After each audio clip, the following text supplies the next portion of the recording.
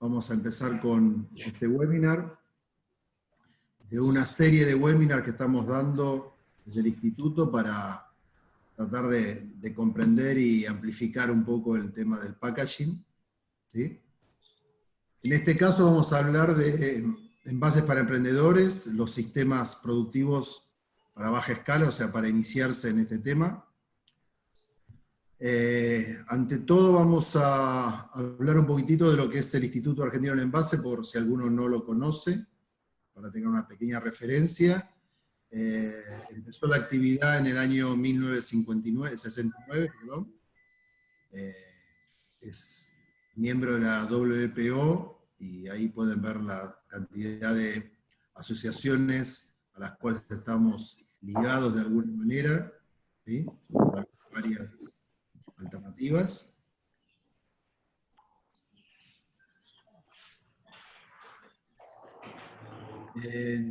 Trabajamos básicamente sobre tres pilares, que es la colaboración dentro de la industria, ¿sí? Y la colaboración con otras instituciones del mercado de envases, la comunicación de los diferentes aspectos de innovación y nuevos desarrollos que hay en el mundo del envase a nivel global, y también en la parte de educación, donde, formando parte de este tema, tenemos... Perdón, ¿hay alguien que está con el micrófono abierto, puede ser? Sí. Pueden apagar los micrófonos así, exactamente. Muy bien. Bueno, tenemos el curso de packaging a distancia, ¿sí? Que lo damos, hay mucha gente de todo América, básicamente, América hispana, que forma parte de este curso. Después damos el posgrado en tecnología de envases y embalajes. Luego damos seminarios, webinars y capacitaciones in-house a las empresas que lo requieran. También tenemos el concurso de Estrella del Sur, que se premia los desarrollos y diseños de envases. Ya es la edición número 18, con lo cual venimos hace bastante tiempo en este tema. Y después tenemos la exposición, que es la Envase Alimentec, que es la exposición, es el ámbito, o digamos, nuestro lugar donde encontramos a todos los proveedores de la industria y a todas las nuevas tecnologías en ese lugar, que también hace muchos años que estamos con este tema de exposición. Acá tiene un pequeño resumen después, si quieren ver, de un poco la actividad que desarrollo dentro del instituto y también dentro del mercado de envases y embalajes.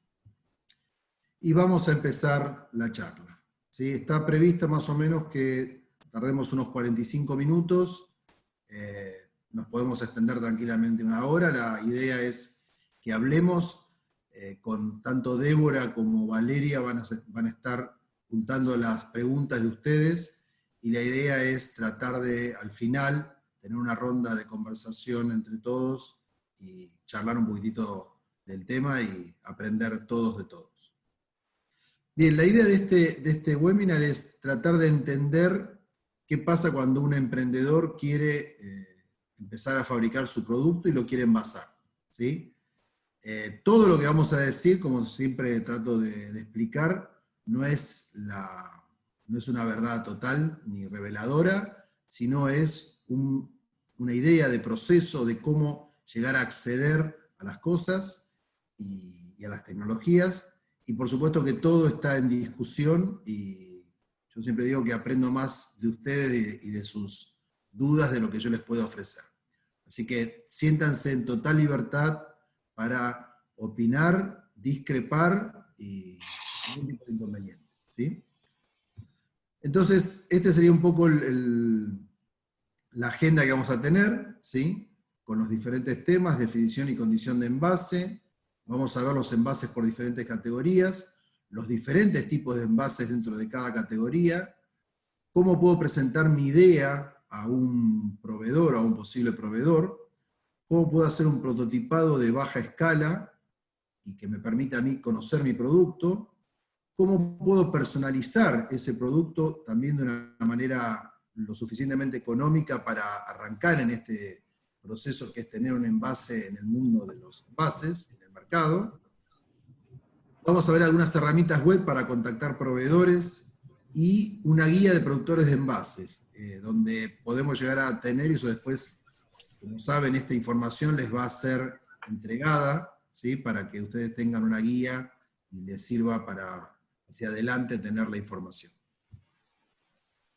¿A qué definimos el envase y cuál es la condición de ese envase? Hay miles, y cada día aparece siempre uno, de poder definir lo que es un envase. Yo puse acá las cosas que son más importantes desde el punto de vista del emprendedor, ¿sí? Evidentemente, un contenedor puede llegar a contener un producto, pero un contenedor no es un envase. Entonces esa es la primera disquisición que tenemos que tener. Para que un contenedor se transforme realmente en un envase, tiene que tener estas características. Una evidencia de apertura, o sea, el consumidor tiene que sentir la certeza de que está abriendo por primera vez ese envase. Esto no siempre es fácil de conseguir. De hecho, hay muchos envases en el mercado, por ejemplo, los aerosoles, que tienen un grave problema de uso sin compra. Y eso realmente es un tema muy, muy importante. Entonces, que la evidencia de apertura sea un valor, realmente ustedes lo tienen que tener como algo muy, muy a tener en cuenta. Que el cierre sea efectivo, o sea, que cuando una vez que lo abría el producto lo pueda volver a cerrar en condiciones medianamente normales y sin pérdida. Y esto no implica que en algunos casos, y ya vamos a ver, podemos hacer que un envase tenga una apertura muy simple y después tenga una tapa que lo termine de cerrar en el momento del uso. Pero son casos muy especiales.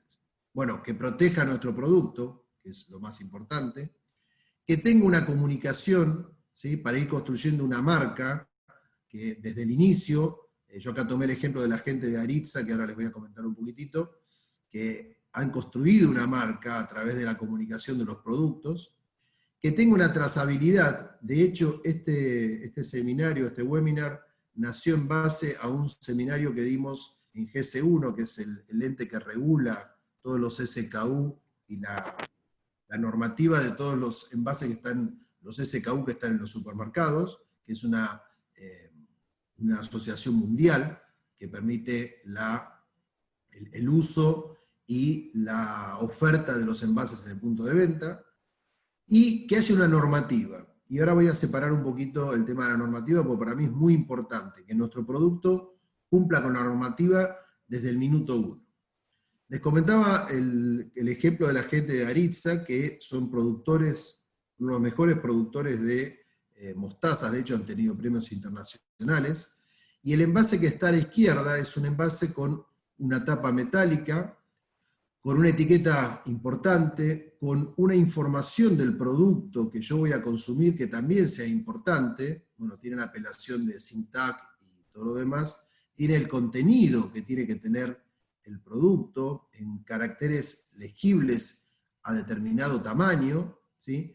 Tiene, si ustedes se fijan, una pequeña etiqueta que muestra la evidencia de apertura, y el envase que está a la derecha es la evolución que han hecho en los últimos tiempos. Siguen igual utilizando el envase a la izquierda, pero han llevado la tapa, una tapa plástica, se han ido en algunos casos de la tapa metálica, han colocado un sliver de rotura que me permite evidenciar la rotura en la primera apertura de la tapa, ¿sí? Y esto ha generado un conjunto que cumple, desde mi punto de vista, la normativa. ¿Por qué? Porque aquí surgen dos inconvenientes, un gran inconveniente que veremos después, que es la separación entre productos que son de alimentos y los productos que no son alimentos. En general esta categoría se denomina food y no food.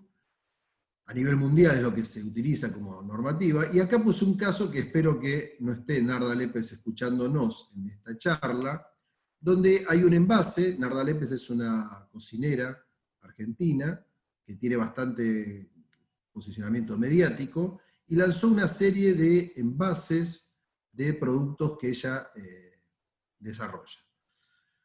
Y al lado puse un envase que está en el mercado, que prácticamente carece de todo lo que tiene Narda Lepes en cuanto a comunicación, porque no existe como marca. O sea, ustedes se fijan, es una oblea que lo único que dice es oblea sabor frutilla, ¿sí? Pero tiene una gran caracterización diferente a esta.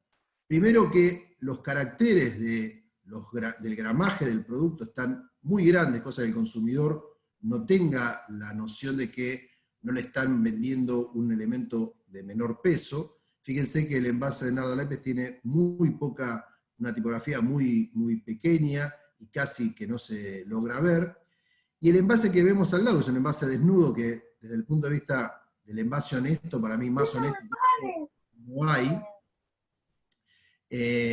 Tiene todas las demás características que corresponden a un envase que puede estar en el mercado, que es su código de barra, su indicación de la apelación del material, que si bien acá dice un 5 está incorrectamente, porque hay una normativa para indicar que el envase es de un polímero reciclable, que tiene un triángulo que aquí lo colocaron de otra manera, pero como no es una normativa que rige en todos los países, y aparte no es algo mandatorio, no es un problema. Pero tiene la tabla de consumo, tiene el registro nacional de establecimiento, tiene el registro nacional de alimentos. O sea, cumple, yo como consumidor veo esto y cumple con todos los valores. Y este envase, el de chili sauce, no cumple con todos esos valores. Por ejemplo, tampoco podría tener una apelación de nombre extranjero, de una salsa chile. La gente no sabe lo que es en realidad, y en general hay una normativa que dice que tiene que ser en castellano, salvo que sea un producto importado, y si ustedes se fijan, los productos importados también tienen una apelación en castellano. Entonces, la gran divisoria de aguas que existe es la categoría. O sea, los food tienen un código alimentario nacional, cada país tiene su normativa, y lo digo porque países como Chile están muy avanzados en lo que es etiquetado, o sea, han colocado hasta los valores de sal y de azúcar, han generado un etiquetado muy, muy interesante respecto a lo que es el consumidor. En Argentina, básicamente tenemos dos artículos que los manejan, que es el capítulo 4 y el capítulo 5, donde en el capítulo 4 tenemos todos esos artículos que hablan de utensilios, recipientes, envases, aparatos y accesorios, y el artículo 5, que es del 220 al 246, que son las normas para rotulación y publicidad de los alimentos. O sea, mi envase en el mercado, si hiciera un food, debería cumplir con estas dos normativas. En no food lo que tiene es, no tiene restricciones, pero sí hay un buen saber, digamos, que implica que los valores de comunicación del peso, el contenido y todo, tienen que estar visibles y con determinado tipo de tamaño y tipografía. Bien, salvando esto, lo que les comento es que evidentemente yo tengo un producto alimenticio, voy a tener un camino completamente diferente a la gente que hace un producto no alimenticio. ¿Qué significa esto? Que va a tener una normativa que la tiene que cumplir, y en el caso del no food no es tan importante el tema de la normativa, ¿sí? ¿Cómo presento mi idea? O sea, ¿cómo se lo llevo al productor de envases y le digo qué es lo que quiero hacer? Bueno, puedo llevarle muestras. El lugar donde conseguir las muestras es comprando la muestra de un competidor o de alguien que realmente me interese. Puedo traer una muestra de alguna feria del exterior o alguien que me haya mandado algo. A través de fotos, a través de diseños. Sabemos que después lo vamos a ver, hay una cantidad enorme de lugares donde buscar ese tipo de diseños. A través de video, un PowerPoint, información de la web. Y una cosa muy importante es tener un prototipo. Siempre que puedan ir a un productor de envases con una muestra de lo que quieren, va a permitir que ese productor lo que haga es recortar toda la información que hay del mundo de los envases y empiece a verificar y a centrarse en el producto que ustedes necesitan. Acá hablo de lo que es prototipado y preserie, porque siempre es interesante tratar de tener con las herramientas que existen, sin llegar todavía al envase final, a tener una muestra o una preserie de mis envases. Eso me permite verificar el contenido, el uso, cómo lo voy a poder comunicar. Todo esto es un paso previo a lanzar el producto, pero es un paso previo fundamental. Los sistemas más convencionales son corte láser, ¿sí? Las camas de corte, donde ustedes pueden, que es esta que está aquí a la derecha, que es un sistema de corte a través de una cuchilla, que a través de un plano 2D puedo cortar en diferentes materiales mi envase. Y después el corte manual, porque tampoco hay que olvidarse que uno manualmente puede llegar a tener una consideración cercana al producto sin tener en cuenta todos estos materiales de corte. La ventaja que tiene el corte láser, como la cama de corte, o un router, es que es repetitivo. O sea, yo puedo hacer una preserie de mi producto y tengo elementos que son clon uno del otro. En un caso de corte manual, los cortes nunca son exactamente iguales, con lo cual puede haber una discrepancia. ¿Cómo puedo hacer que mi producto se prototipe? A través de los sistemas de corte por hilo, ¿sí? Que acá tenemos varios. Cada vez las máquinas son más baratas, hay mayor cantidad de servicios para hacer, y tengo un producto muy cercano a lo que yo voy a querer, partiendo de un archivo 3D. Y después también puedo hacer una mezcla de un archivo de corte láser y una parte manual, ¿sí? O puedo tomar una parte de un envase del mercado y aplicarle algo que quiero mostrar a través de un trabajo manual, ¿sí? Y cómo, una vez que tengo la forma y tengo el producto en 3D, ¿cómo lo logro prototipar o hacer una preserie de la manera más barata? Bueno, lo puedo hacer pintando, puedo hacer una impresión color, puedo hacer una impresión en corte de vinilo, puedo hacer una impresión en cama plana, ¿sí? Y puedo llegar a tener lo que va a ser mi envase final en una condición cercana a través de los diferentes sistemas. Por ejemplo, también puedo tener la representación de una etiqueta, ¿sí? A color, sin ningún tipo de inconveniente. Entonces son todos elementos que me permiten a mí, con muy poco dinero, acercarme a la idea de lo que quiero presentar en el mercado. Y después, ¿cómo lo puedo llegar a personalizar? Acá yo les estoy mostrando un envase estándar de vidrio, ¿sí? Y cómo ese cambio de combinatoria genera un cambio de percepción, ¿sí? Con muy poco yo puedo tener los tres tipos de tapas convencionales que hay en el mercado de las tapas. Tomo el ejemplo este del envase de vidrio, pues es un ejemplo bastante simple de hacer.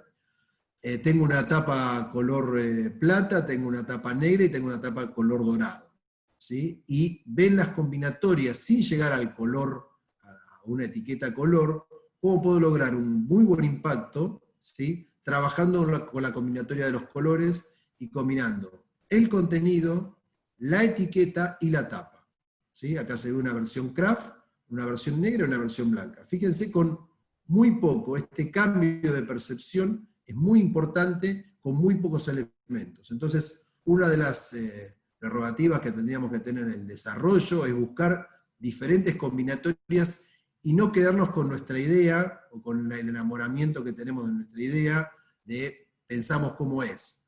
Tenemos que mostrar cómo es y buscar combinatorias. Eso nos va a hacer que el producto tenga muy buena percepción también desde la parte del proveedor, porque va a decir, bueno, no lo puedo hacer de determinada manera, o te ofrezco una etiqueta craft que es un poco más barata que una etiqueta de papel estucado.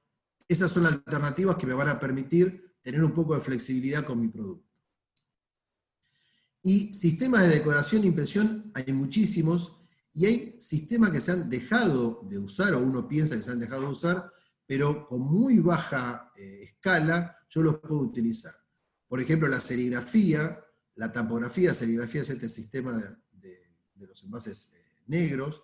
La tampografía para hacer transferencias planas a varios colores en una tapa, por ejemplo. Puedo tener etiquetas digitales. Estas dos etiquetas que ustedes ven aquí, que se remedan la etiqueta de unas cervezas muy conocidas, son etiquetas digitales que se venden por 500 unidades. O sea, ustedes haciendo un pedido mínimo pueden llegar a tener el diseño personalizado de una etiqueta digital para colocar en su producto. Se pueden metalizar, hay empresas que hacen metalizados. Fíjense cómo estas tapas cambian totalmente la percepción metalizando la parte externa, ¿sí? Y dejando algunas partes en una tapa que se llama disc, que me permite tener el color crudo del plástico o metalizarlo. También puedo tener pinturas, hay gente que se dedica, en general la gente que metaliza tiene sistemas de decoración de pintura que me permiten tener un envase personalizado a través de la pintura. Puedo tener impresión tipográfica, que son unos sellos que se utilizan para baja escala, y puedo tener la impresión flexográfica, que son estos polímeros que están aquí, que me permiten también, con muy poco dinero, lograr tener una personalización de mi producto. Bueno, ahora vamos a ver el universo general de los diferentes tipos de envases divididos por materiales y tecnologías. No quiere decir que sean los únicos que hay, pero sí vamos a tratar de ver los que tenemos en la presentación. Bueno, en envases estructurales tenemos cartón, monocapa, cartón llamado cartulina, o bicapa o tricapa, que es la cartulina duplex o triplex, ¿sí? Y fíjense cómo yo puedo lograr, a través de diferentes combinatorias de colores y de no colores, como esta muestra que tenemos aquí, lograr personalizar mi producto. En este rubro están todo lo que son las cajas de cartulina que no tienen resistencia mecánica, son cajas que no van a poder resistir el embalaje y poder mandarlo en un pallet, pero sí van a ser lo que llamamos el envase o pack primario, o sea, es el envase que el consumidor va a tener en su mano. Acá vemos un caso de un desarrollo de una caja, ¿sí? Que permite, con un plano, este tipo de cajas, en la web hay mucha cantidad de patterns, ¿sí? Hay una cantidad enorme de diseños que ya están hechos, y muchos de ellos son free, con lo cual ustedes pueden trabajar con un diseñador gráfico, cosa que no dije, pero lo comento en este momento, con un diseñador gráfico, con un diseñador industrial, que los puede ayudar en ese proceso de capturar información, tener muestras, hacer maquetas, y estoy trabajando con un profesional que me va a permitir llegar a un producto mucho más cercano a la producción industrial. Estos serían los envases más convencionales, que son los envases de corrugado y microcorrugado, ¿sí? Las cajas tipo pixeras y las cajas estructurales, cajas que me permiten tener productos colocados en una tira, diferentes tipos de productos, las cajas de zapatos que se pueden personalizar, y de estos modelos hay mucha cantidad de cajas, y las cajas porta envase, ¿sí? Que esto también es un cortante que es muy convencional, está hecho, por ejemplo, si ustedes están trabajando con una cerveza artesanal, este tipo de envase es muy fácil de conseguir y requiere de un cortante, o sea, requiere de hacer una inversión en una matriz, pero muchos de los proveedores de envases tienen estas matrices a disposición, y ustedes solo lo que tienen que hacer es pedir una cantidad de envases y personalizarlos. Fíjense que este envase está hecho con una personalización muy básica, ¿sí? A un solo color, y funciona perfectamente. Otro de los casos muy paradigmáticos, para mí son muy importantes, es el caso de tubos de cartón y papel. En Argentina tenemos 2 o 3 empresas que hacen este tipo de envases con tapas metálicas, con tapas plásticas, con tapas de cartón, como se ve aquí, y yo puedo lograr con esto tener una muy buena personalización de mi producto. Puedo tener tapas con evidencia de apertura, ¿sí? Que hacen que mi producto se pueda abrir solamente por el consumidor.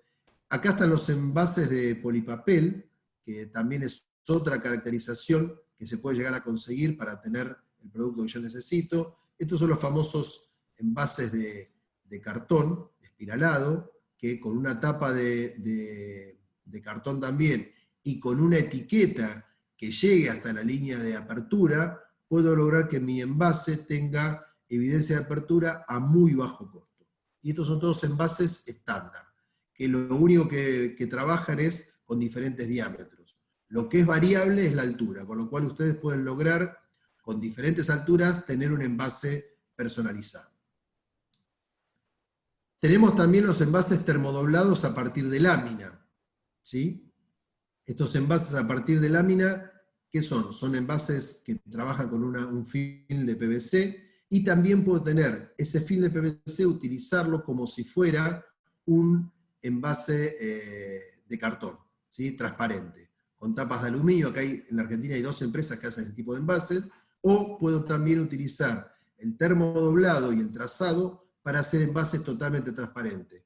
¿Cómo logro la evidencia de apertura? Colocando una etiqueta autoadhesiva que logre que si no la rompo no puedo acceder al producto. Aquí, para ver, ya estamos en material polimérico. A diferencia de los celulósicos de antes, estamos en materiales poliméricos. Pasó muy rápido la diapositiva.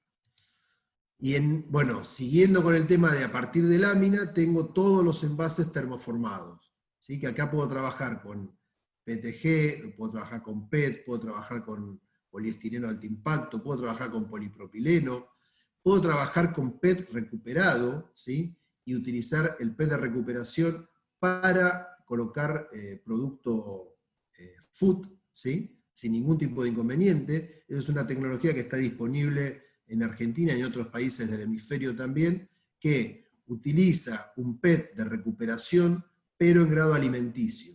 Ese es un desarrollo que tienen varias empresas que utilizan el PET de recuperación de postconsumo para hacer envases con material recuperado. Eso tiene una apelación medioambiental muy fuerte y muy importante, y la otra ventaja que tiene es que es un material que casi no tiene pérdida de aspecto con respecto a un material virgen.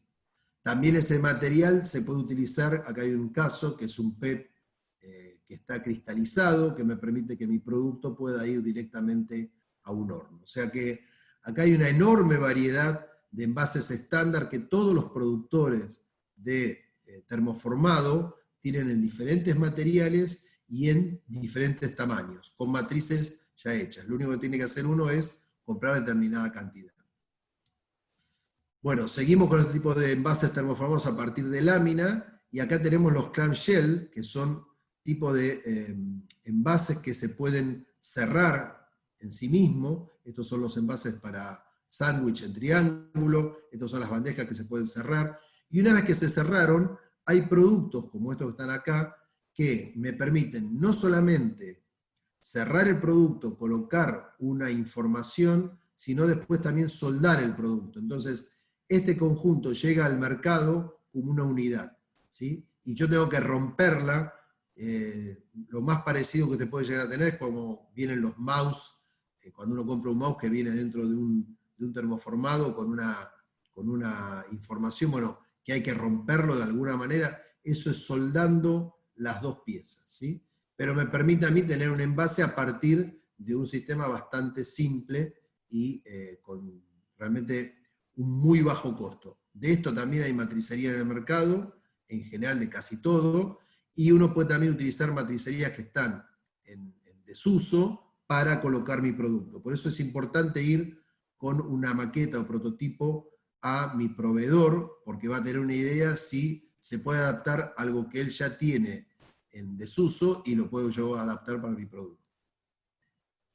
Esto lo puse porque en realidad no es un envase, es una preforma de PET que se utiliza luego para hacer las botellas de gaseosa, pero en la Argentina y en otros países se ha utilizado para colocar especias o para colocar diferentes tipos de productos de consumo, con una ventaja: es un material que es apto para estar en contacto con alimentos, y las tapas que se pueden utilizar son tapas estándar y a valores muy, muy bajos. Por eso hay un par de empresas que lo utilizaron para todo lo que es productos de alimenticio que tengan que ver con los elementos como por ejemplo puede ser un orégano, puede ser especias. Bueno, ese tipo de, si bien no es un envase técnicamente porque es un semi elaborado que se utiliza como envase, ¿sí? Estas tapas tienen evidencia de apertura, entonces yo una vez que llené esto con mi producto, lo etiqueté, le puse una tapa con evidencia de apertura, y eso solamente lo vuelve a romper el consumidor final.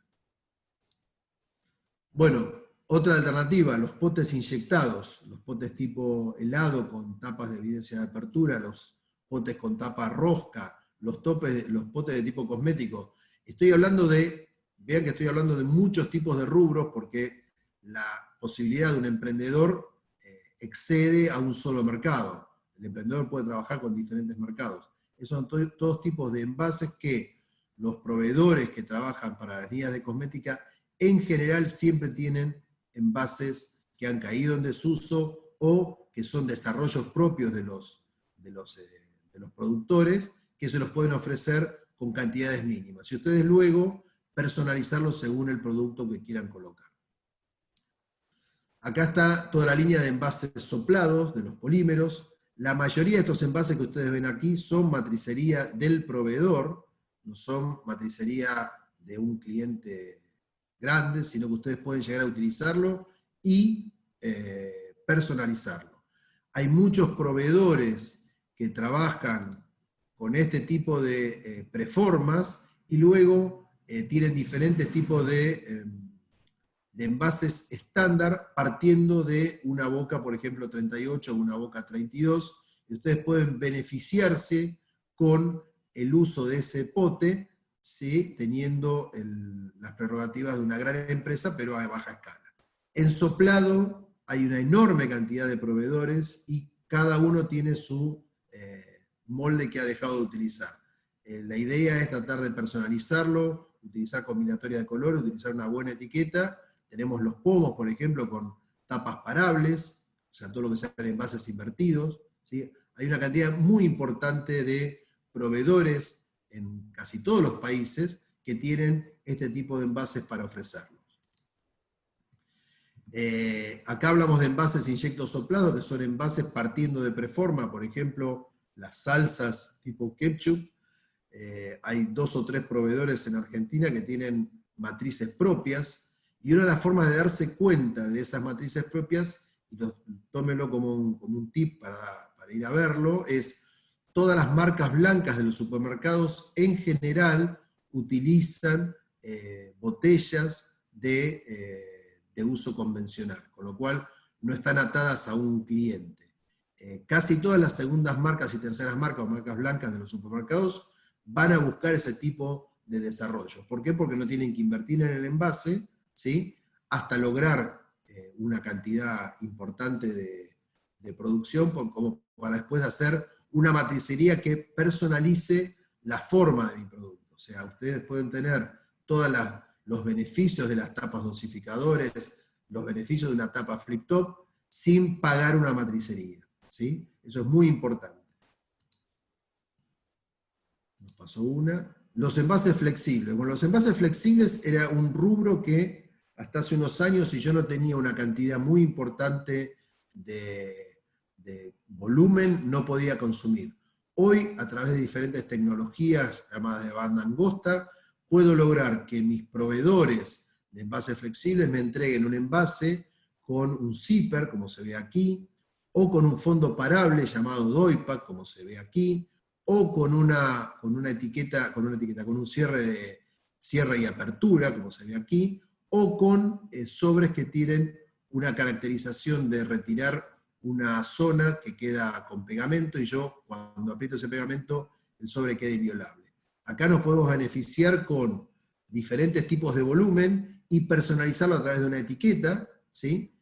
Si ustedes se fijan en el mercado de las tiendas de productos para la salud, ¿sí? Todo lo que sea productos veganos, van a ver una enorme cantidad de envases que están hechos y personalizados con etiquetas, y con muy alta variedad. O sea, si ustedes van a los lugares donde se venden productos para la salud, van a encontrar una enorme cantidad de ejemplos, con lo cual lo interesante es ver cómo hizo la otra empresa y tratar de utilizar esos recursos. En envases flexibles seguimos los envases de red, los envases de tipo no tejido con un sistema de cierre que me permite abrir y cerrar esa bolsa, las personalizaciones de estas bolsas tejidas, ¿sí? A través de etiquetas o marbetes, ¿sí? Que me permiten lograr el cierre y la apertura a través del corte de estos marbetes. Bueno, en material vitrio tenemos todo lo que a ustedes se les pueda ocurrir. En Argentina y en el caso de otros países que son productores de envases de vidrio, hay una enorme cantidad, hay distribuidores para que ustedes no compren la cantidad que les puede llegar a pedir el productor final, sino a través de un distribuidor, que hay 5 o 6 en nuestro mercado por lo menos, y hay muchos de esos distribuidores que traen también botellas de afuera, ¿sí? Con líneas o partes de producción pequeñas, y ustedes logran consumir una cantidad de un envase absolutamente estándar, ¿sí? Que lo pueden personalizar. El caso más sistemático es el envase de boca ancha, que hay una enorme cantidad de tapas en el mercado, tapas metálicas, tapas plásticas, son todos potes de vidrio de color caramelo. El problema que tiene el envase de vidrio es la personalización del color. Mucha gente a veces nos consulta y dice, bueno, me encantaría un envase de vidrio y ese color azul que hay unas botellas de agua mineral. Bueno, el color azul es un color muy especial, muy difícil de lograr, y lo que ustedes van a conseguir en el mercado es caramelo natural, o sea, este tipo de color transparente, o el verde. Eso es lo que se consigue como estándar. Hay unas variantes de color verde, que hay unos colores que llaman hoja seca, y hay otras variantes de que son diferentes tonos de verde, pero en general esto es lo que se puede llegar a conseguir en un distribuidor a un precio razonable. Hay todo un mercado que no me voy a referir, que es la recuperación tanto de botellas de vino, como de botellas de aceite, como de botellas de cerveza, que buscan en el mercado de segunda, o sea, el mercado de postconsumo, y los lavan y lo ofrecen como una botella estándar. Ese es un mercado que hay que tener un poco de cuidado. Otra de las cosas que les mostraba, se puede hacer, por ejemplo, un envase para... Yo acá tomé un envase de vino, pero se puede hacer un envase para una mermelada, por ejemplo, partiendo de un vaso, ¿sí? Y que después al consumidor le quede el vaso para completar su set de vasos. Esto lo han hecho muchas empresas de gran consumo que de vez en cuando lanzan estas promociones. Pero no es nada descabellado encontrar vasos que cumplan con esta prerrogativa, con una etiqueta que cierre el contenido y con un lid o tapa plástica, ahora vamos a ver algunas, que cierran el producto para luego volver a consumirlo. Japón utiliza mucho este sistema, ¿sí? Para la venta de sake y para la venta de algunas cervezas, les queda después al consumidor un vaso en su casa. Bueno, los metálicos. También tenemos una enorme variedad, antes no había tanta cantidad de oferta, ahora sí, ha aparecido mucha oferta de latas con tapas a rosca, los tubos de aluminio con tapas plásticas, con evidencia de apertura, los tipos square, que se llaman este tipo de cajas cuadradas, que hay productores nacionales y también importados, ¿sí? Yo les muestro acá estas tapas, que hay que robinar las tapas para tener evidencia de apertura, pero las máquinas de robinado tampoco son una cosa muy rara de hacer, y pueden lograr un producto que no solamente es para alimentos. Nosotros hace unos años, con un estudio de diseño, hicimos un sistema de estas tapas, de estas latas, para una línea de relojes. Y realmente anduvo muy, muy bien. Tiene una marca de ropa que lanzó su propia línea de relojes con latas de este estilo.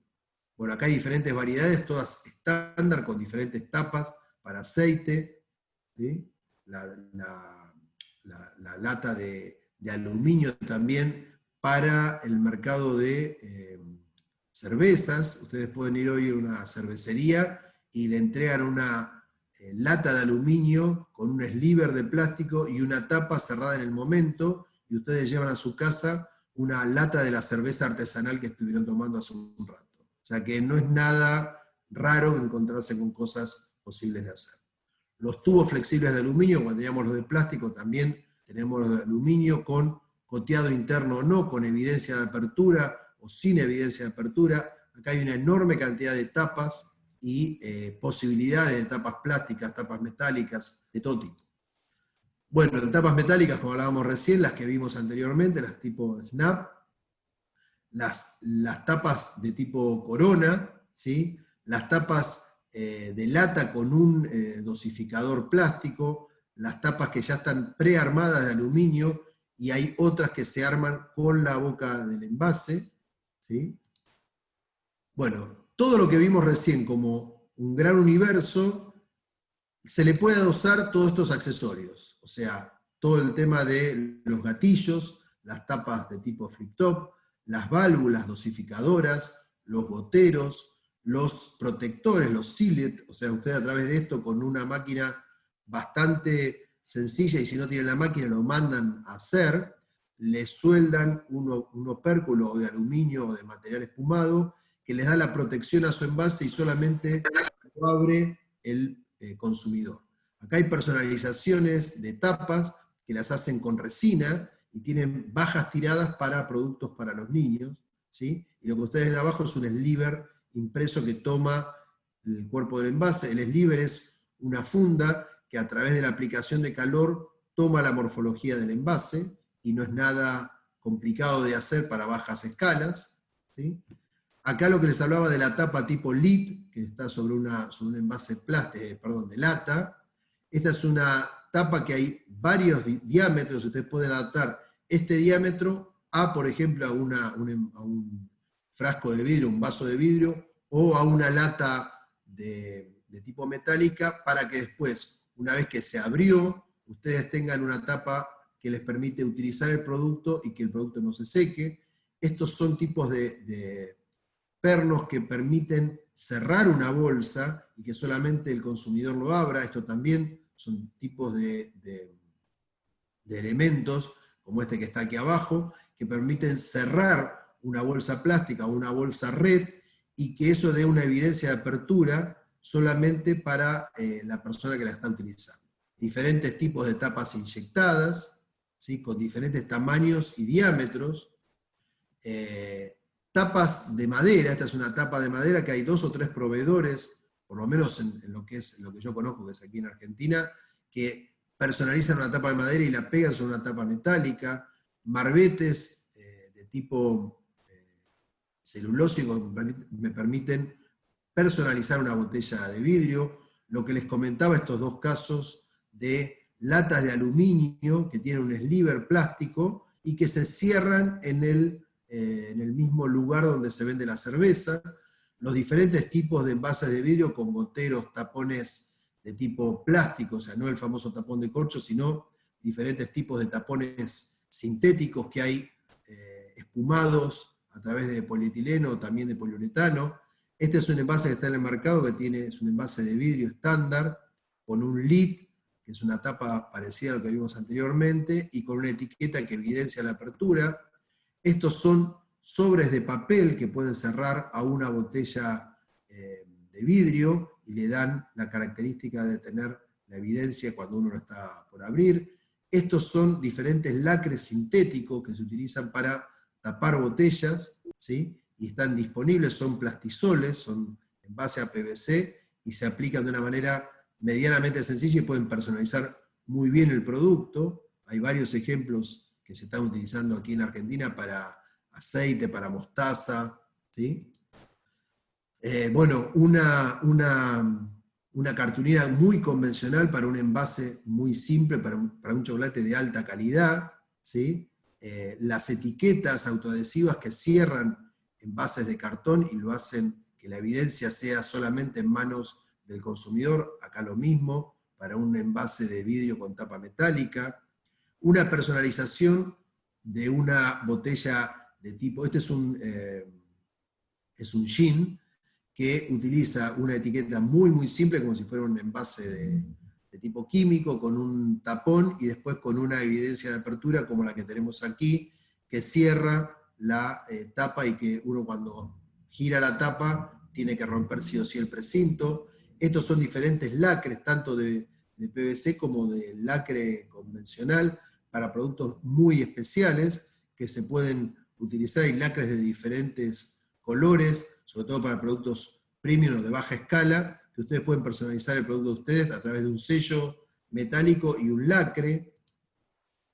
Fundas para lo que serían envases de 2 componentes.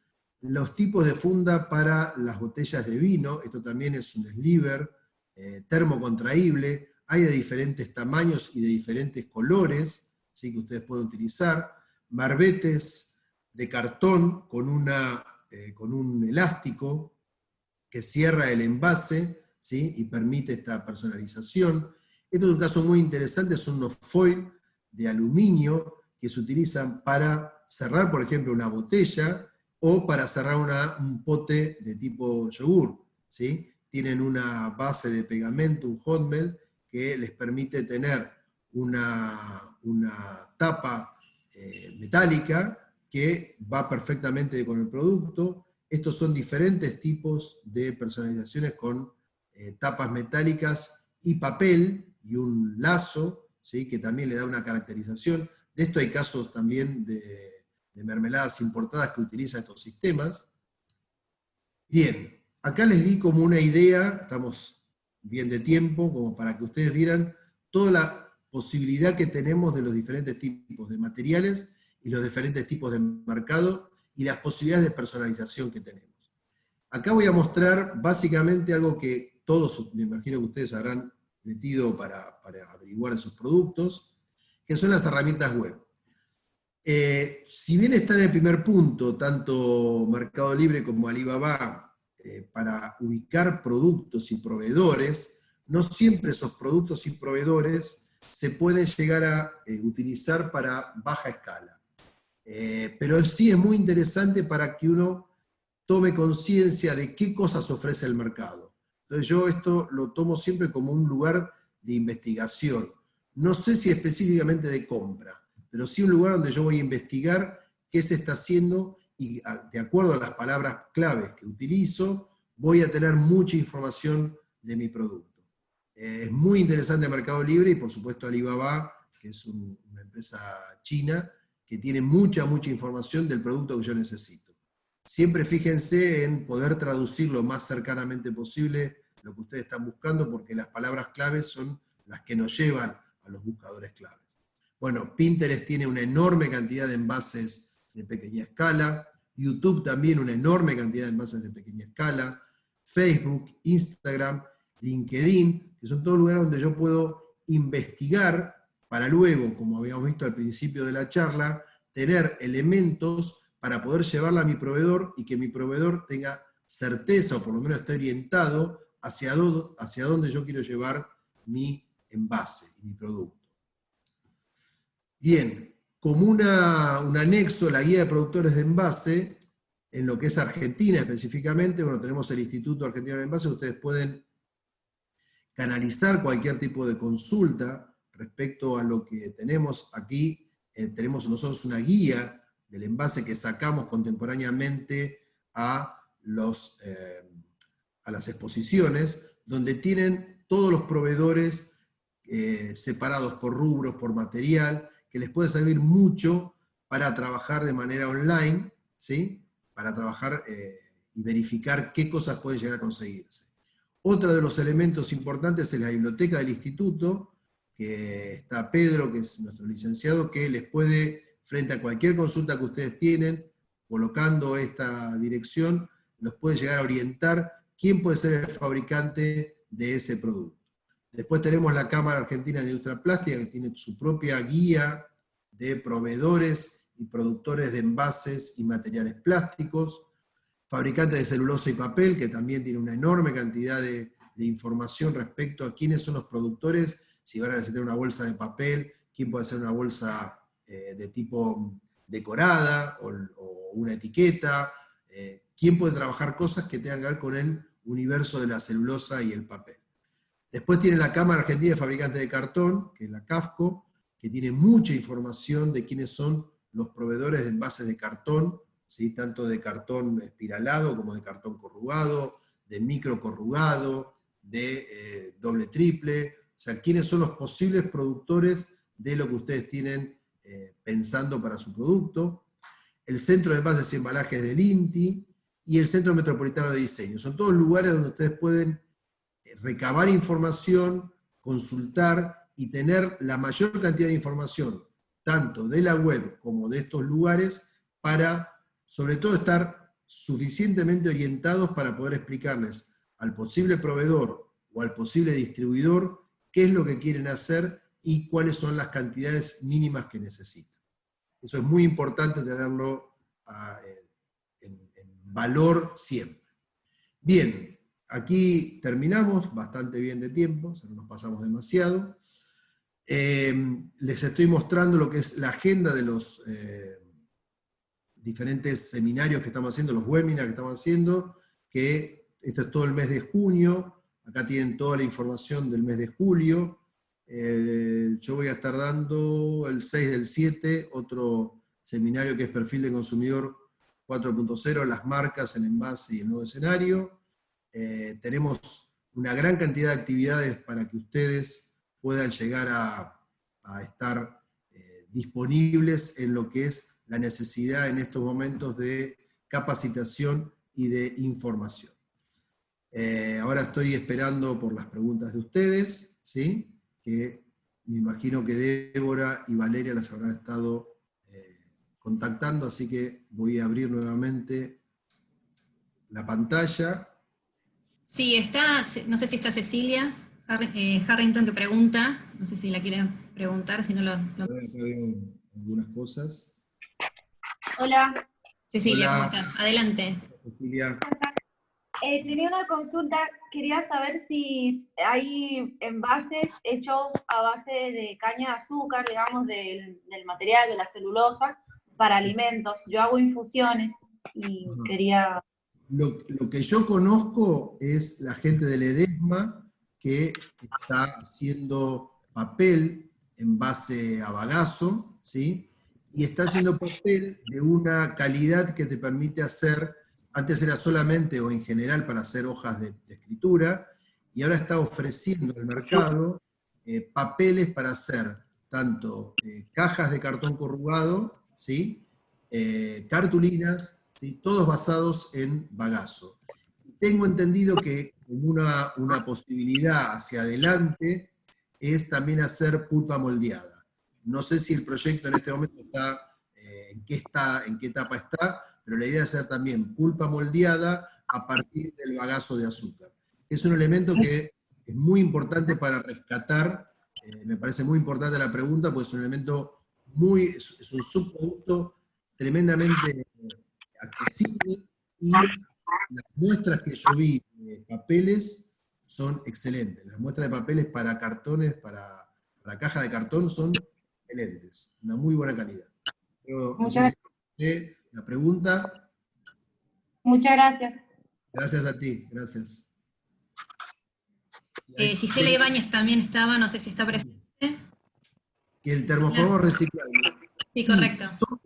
Todos los polímeros que hablamos, en general, todos son reciclables. Ustedes se tienen que fijar que los polímeros debajo tienen un número de caracterización.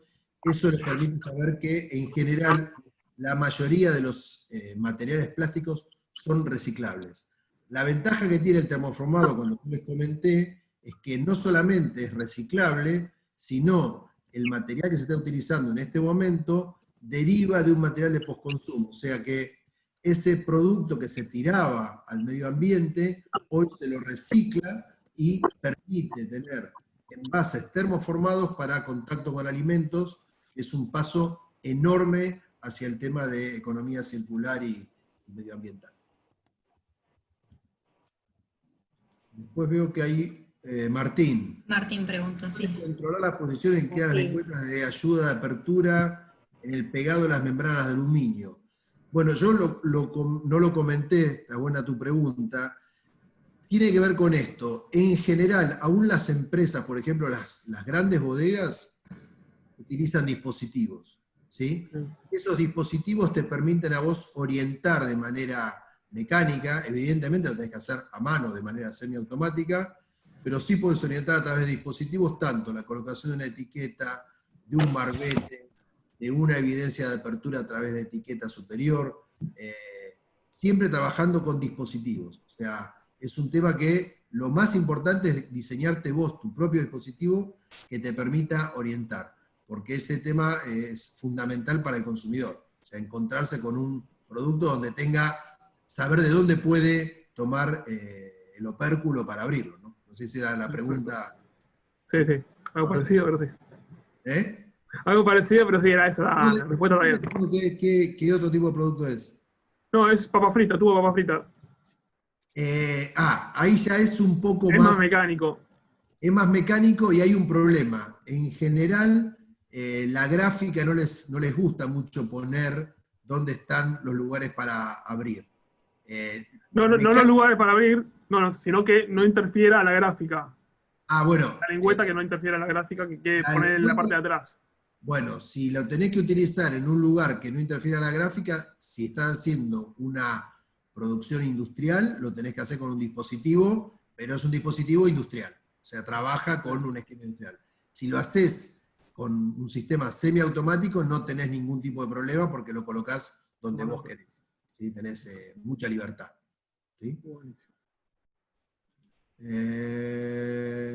Gisela Ibáñez hizo un comentario y dijo: Compostame es una marca a base de papel que 100% contiene líquidos. Sí, lo vi, lo investigué, pero no tengo una opinión al respecto a la información que me pudieron pasar, no era una información que yo pudiera brindar con certeza, con lo cual por eso me abstuve. El que quiere investigarlo lo puede investigar, ¿sí?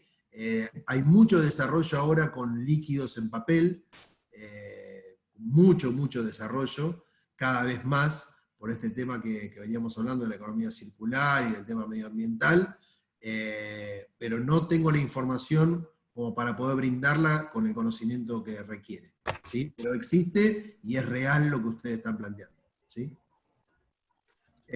Ahí me preguntan si es posible contar con la presentación. Sí, luego a todos los que participaron se les va a mandar esta presentación.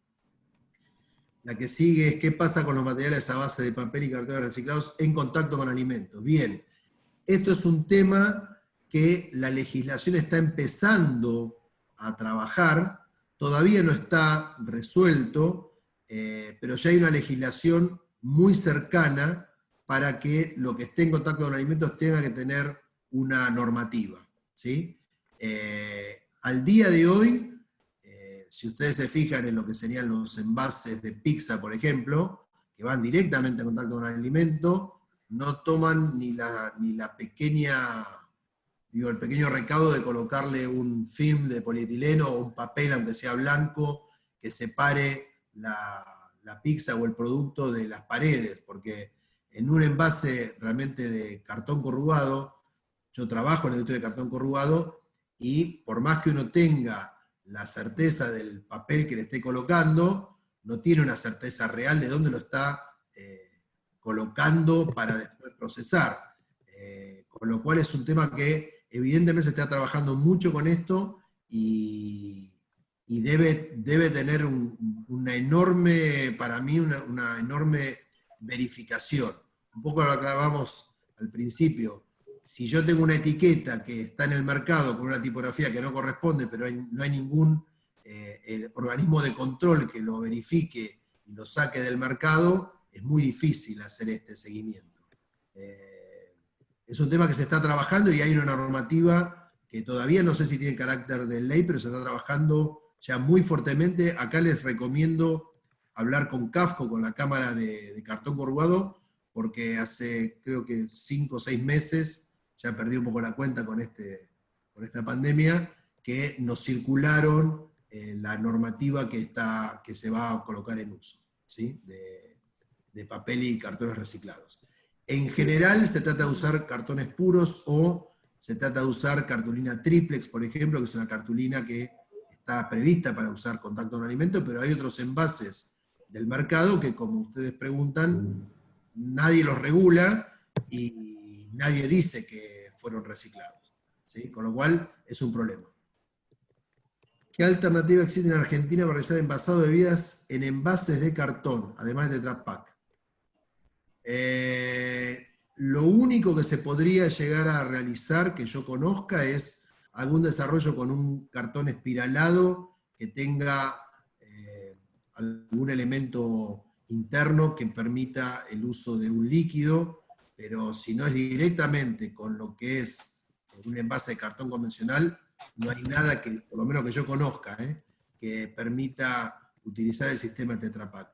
No nos olvidemos que el Tetra Pak es envasado aséptico. O sea, yo estoy partiendo de un envase que lo estoy llenando en condiciones de asepsia y por eso puedo llenar una leche, un jugo, ¿sí? Y no es tan fácil, por eso les comentaba, todo lo que sea no food es un tema muy a tener en cuenta y lleva muchas regulaciones. Por eso les comenté los dos capítulos del capítulo 4 y el capítulo 5 de la normativa para que ustedes puedan investigar lo que es la parte alimentaria. ¿Qué proveedor hay para envase PET de recuperación? Esta pregunta no la entiendo. Proveedor para envase PET de recuperación. Hay proveedores que entregan el gránulo de PET recuperado, ¿sí? Para hacer botellas de PET, ¿sí? Eso lo pueden consultar con el Instituto Argentino del Envase, que tenemos los proveedores que lo hacen, y también el proveedor que hace los envases termoformados con material RPET, o sea, material basado en postconsumo. Esa consulta la pueden derivar directamente tanto a Débora como a Valeria, que son los dos proveedores, que ambos son miembros del Instituto Argentino del Envase. Al igual las tintas no saben muchas veces de qué son con alimentos. Esta, si me la pueden aclarar, al igual las tintas no saben muchas veces de qué son con alimentos. No, me refería como comentario nada más de que, sí, al igual que estabas hablando del cartón, que muchas veces no sabemos qué procedencia no sabe el tiene. origen, exacto. Igual las tintas no sabemos de repente en las pizzerías.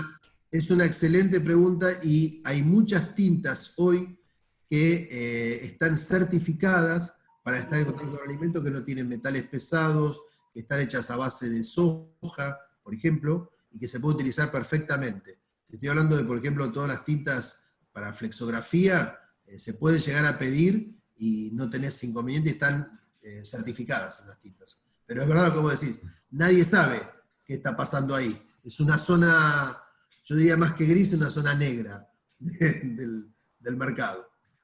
Es muy buena tu pregunta. ¿Sabes si se está planteando en Argentina implementar en los envases el semáforo alimenticio? Ojalá. Ojalá. El problema sería que con el sistema que tiene Chile, quedarían muchas empresas en este momento fuera del mercado debiendo adaptarse. Para mí el sistema que tiene Chile es, no voy a decir perfecto, bueno, nada es perfecto, pero es un sistema realmente excelente, ¿sí? Que hace que el consumidor tenga el poder frente al producto. O sea, yo lo que mostré hoy es que si yo me tengo que acercar al producto, no, está escrito en otro idioma, tiene una tipografía pequeña, yo perdí el poder como consumidor. Y la normativa lo que tiene que hacer es que el consumidor tenga el poder frente al producto. Pero eso no es un problema solamente de Argentina. Si se fijan, aún Europa tiene problemas todo el tiempo de certificaciones de los productos. Ojalá lo de Chile se pudiera aplicar aquí. Es una excelente idea. Si se inicia con una empresa doméstica, ¿qué consejo nos daría para hacer etiquetas más profesionales de buena calidad respecto a su acabado?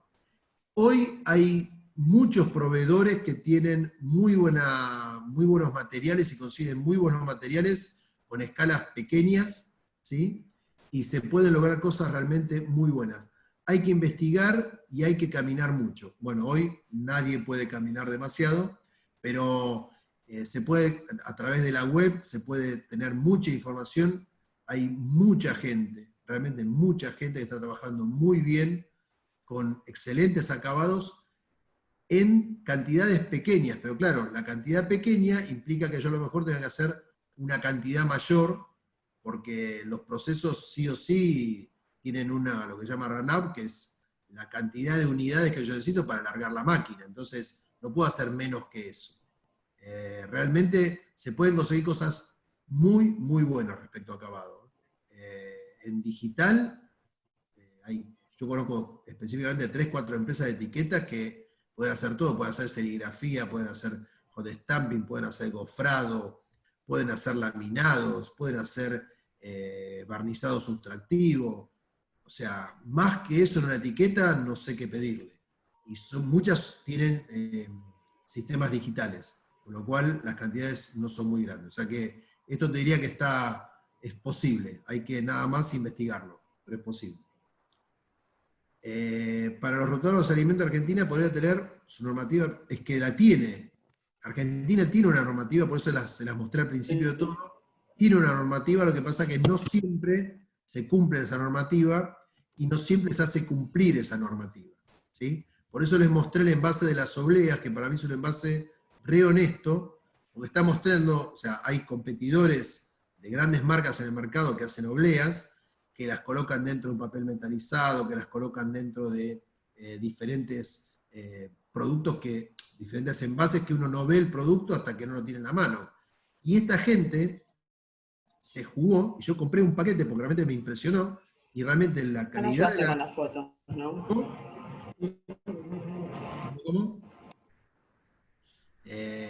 Realmente la empresa que lo utilizó, si ustedes se fijan, me puse a ver en la góndola y realmente había muy poca rotura de la oblea, ¿sí? Lo había logrado de hacer muy bien, está muy compactado respecto a la dimensión del envase, por eso no tiene rotura. El inconveniente que tiene es que extraerla a la oblea es un poco complicado. Una vez que uno comió las primeras unidades, extraerlo es complicado.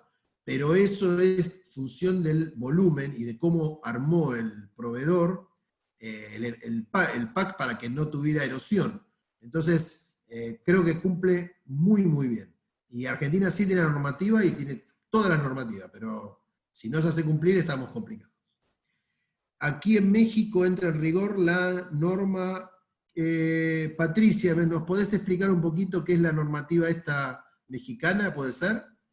Sí, claro, porque a razón de lo que consultaron recién de si en Argentina va a entrar como en Santiago, en Chile, justamente a partir de este 1 de octubre, después de varios, o sea, no es que las normas, las legislaciones salen de la noche a la mañana. Esto ya se viene de tratamiento desde el año pasado. Entonces, van a desaparecer los GDAs, que para nosotros sí es ley en el empacado, y se va a establecer la NOM 051, que en la realidad no es nueva, sino es una revalidación que hubo, y se van a empezar a aplicar los, que bueno, yo les llamo los panales, que es lo mismo que está hoy. Los semáforos, digamos. En la realidad el semáforo hoy está aplicado en el Ecuador.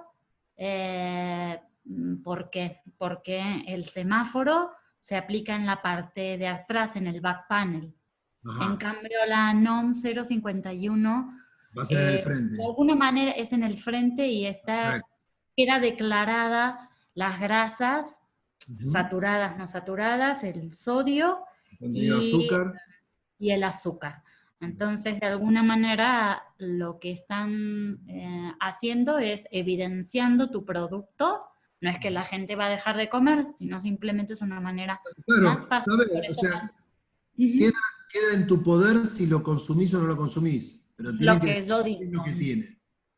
Exacto. Lo que sucede es que luego viene una segunda parte que va a tener implicancia, y por eso si alguien ha ido a Santiago, o si hay alguien presente de Santiago aquí, es que ya, no sé, una categoría que la sufrió mucho son los cereales, ya no hay personajes.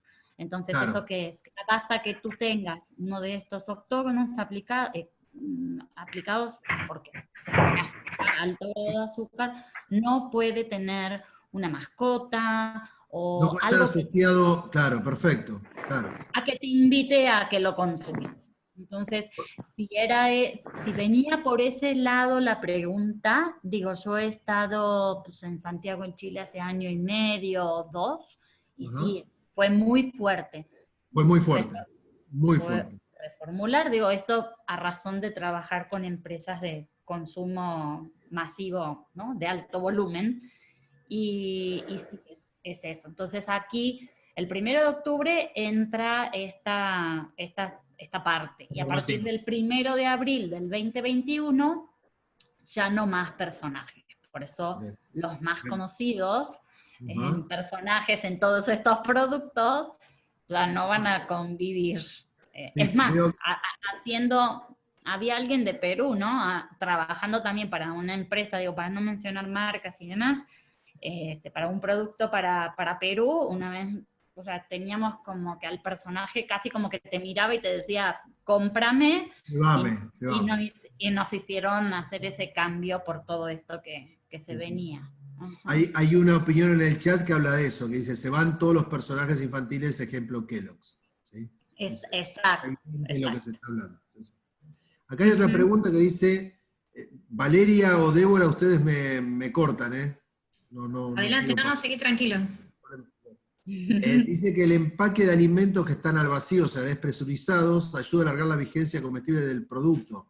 Sí, y el único inconveniente que tiene es una caracterización del color, ¿sí? Que hay que dejar que la carne respire como para volver a tener un color, porque si no se toma un color muy oscuro. Pero sí, el tema de todos los envases al vacío, tanto en carnes como en quesos, ayudan no solamente a la vigencia, sino también a la calidad del producto en sí. Acá Roxana me pregunta, dice, yo me refería a eso en la información que está en el frente, pero basado en algo nuestro, no copiarla de otros países. Que yo sepa, lo que tenemos hoy, no sé si hay alguien que está en el tema específicamente de normativa, la normativa que tenemos en uso no habla de estos indicadores parecidos a los de Chile, a los de Ecuador, no habla, que todavía estamos bastante lejos. Siempre se está analizando, pero que yo sepa, no hay ninguna ley que está en este momento trabajando en ese sentido. Que yo sepa, pero me puedo equivocar. Si alguien sabe... Lo único que, perdón que me meta, que sí les recomiendo por un trabajo es revisar los tamaños tipográficos. Eso es lo que... Eso está, Eso, Patricia, sí. Eso lo tenemos, claro, pero... Exacto, por eso decía, como refuerzo, pero justamente lo que nos pasa, si a veces trabajas con marcas globales, pues Argentina, la verdad que sí es un país que no presenta tantas restricciones más que los tamaños tipográficos, por eso lo refuerzo. Sí, por eso, y los tamaños tipográficos, como lo mostré al principio, Narda no me va a dar de comer cuando me vea, pero bueno, no me preocupa demasiado. Evidentemente, no tendría que estar en el mercado ese producto. En esas condiciones, lo que suele pasar también, no digo que este sea el caso, pero sí suele pasar, que hacen la presentación con una tipografía que entra dentro de la normativa, y después fabrican con otro, ¿sí? Y cuando los toman, no, lo que pasó, que cambiaron las planchas, o sea, buscan siempre algo que no corresponde. O sea, por eso digo, si nos tomáramos en la legislación chilena, no sé cuánta gente queda en el mercado. Sería una sangría absoluta. Y de algo que también mostraste, Néstor, lo de Syntac, eso es toda una movida de allá. Eso está interesante porque, por ejemplo, aquí en México es desconocido. Yo porque como trabajo mucho con el Paraguay también se sumó a esa movida. Y está bastante interesante, pero lo importante no es por poner sellos, que queden bonitos, a cerciorarse de que el producto cumpla.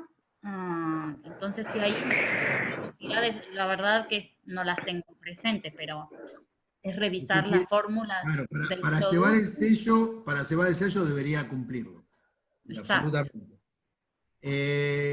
¿Sabés de algún tipo de fabricación de envases con materiales orgánicos? Mirá, en una de las empresas, en uno de los estudios de diseño que he trabajado, que en realidad que trabajo, no en un proyecto que trabajé yo, se estuvo haciendo algo con sistema de algas, o sea, con un producto basado en algas. La información está disponible en la web. Es un chico que ganó un premio y nosotros colaboramos en la parte de producción de un herramental para hacer unos vasos hechos en algas, ¿sí? Con un producto que da un producto directamente, es un vaso para tomar, no es un envase, ¿sí? Pero es lo más cercano que tengo, y si colocás esto, es un chico muy muy joven que ganó una beca internacional para trabajando con este tipo de cosas. Y dice, ¿podrías repetir quién elaboraba los de caña de azúcar? El bagazo de caña de azúcar lo hace la empresa Ledesma, ¿sí? hace los papeles que antes no los hacía, por eso hice la aclaración. Hacía solamente productos para escritura y no hacía papeles para la industria de cartón corrugado. Hoy los empezó a hacer y con una calidad excelente. Doy fe porque los vi. ¿Hay alguna razón por la cual la legislación habla sobre los tamaños tipográficos? ¿Tienen conocimiento de algún proveedor que haya envases termoformados en PLA? Separemos las preguntas. La primera es porque los tamaños tipográficos implican que vos conozcas el contenido neto. Más, el envase que yo mostré decía contenido total y contenido neto. Es una mentira contenido total y contenido neto. O sea, es peso escurrido o peso total. Por eso la idea es que la legislación, cuando vos vayas a consumir el producto, sepas realmente y puedas comparar en el mismo lugar de la góndola por el precio. Ustedes recuerdan que en Argentina, bueno, hablo como si todos fuéramos de aquí, pero en Argentina se pidió, la legislación ahora pide que se ponga el precio por kilo, porque si no ustedes decían, este producto es mucho más barato, pero claro, cuando comparabas el precio por kilo, por ejemplo, una hamburguesa, hay hamburguesas que costaban 800 pesos el kilo, o el queso rallado, 1.200 pesos el kilo, o sea, costaba más caro que, no sé, La Plata, no sé, una cosa rarísima, porque uno no tenía conciencia, porque claro, si llevaba 50 gramos de queso rallado y decía, ¡ay, qué barato! Claro, cuando lo veo por precio por kilo, me encuentro que no es barato. Por eso la idea es que la tipografía tenga determinado tamaño para que rápidamente yo pueda comparar con el producto que está al lado, y a lo mejor tiene un precio un poco más caro, pero me estoy llevando 50 gramos más. ¿Se entiende? Esa es la idea. Y después era el tema de PLA. La gente que está haciendo RPET, creo que también está haciendo envases termoformados en PLA. Igualmente... Leandro, les ¿te comento, estás portando bien? Hola. Adelante. También les comento que va a haber una charla de, si querés mostrar después la agenda, Valeria, pero va a haber una charla de envases para productos de tipo delivery, que va a tratar de estos temas, ¿sí? ¿Dónde está la info que comentás del vaso? Si después querés, le mandás un mail, Bárbara, a Valeria, y yo después te paso toda la información, sin ningún problema, ¿sí? Martín, grande Martín, yo trabajo en Paraguay, Chile, Brasil, Argentina, Estados Unidos, y cada país utiliza distintos logos sin tag. Y sí, eso es real. No hay una normativa, es como tampoco hay una normativa del envase, de la marca de reciclado de los envases. Lo vimos hoy que pusieron el número 5, no vale solamente poner solo el 5, hay que poner el 5, un triángulo, y poner polipropileno abajo, pero no son normativas internacionales. El valor del reciclado, o sea, el del símbolo de reciclado, es una sugerencia, ¿sí? Pero no hay una normativa que dice todos los envases de plástico deben contar con el símbolo del producto. No hay una normativa. O sea que lo que está diciendo Martín es real. También hay embalaje a partir de hongos, pero no estoy segura de si ya está aplicado en Argentina. Lo de hongos desconozco, así que Pía, si sabés más específicamente, la verdad desconozco. Lo que sí conozco es que hay hongos que producen trabajan con productos biológicos, ¿sí? Que terminan haciendo luego, como también hay bacterias que producen eso, que terminan haciendo luego un polímero, un monómero que después se puede polimerizar. Eso es toda una tecnología que se utiliza para producir materiales biobasados, ¿sí? Bueno, muy útil, bueno, muchas gracias a todos. ¿Hay alguna otra pregunta más? Siendo las 18:24 estamos liquidando. ¿Alguien tiene alguna otra pregunta? Les agradezco muchísimo a todas, han sido preguntas muy, muy interesantes y que nos han abierto la forma de ver las cosas, ¿no? Néstor, si me permitís, un minuto. Sí. Vos comentaste el webinar de empaques para domicilio, que es el próximo 8 de julio. Lo Colombo, si lo está presente, más que nada para aclarar ese dato que habías... Exacto. sea que el 8 tiene la posibilidad de informarse bien con este tipo de productos basados en estos materiales. Y también tenemos seminarios que hablan de materiales biobasados y todo lo demás. ¿Sí?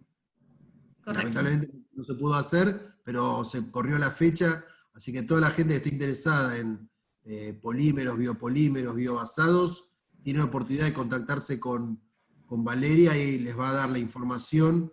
Es un rubro muy, muy interesante. Bueno, muchísimas gracias a todos, realmente ha sido un placer.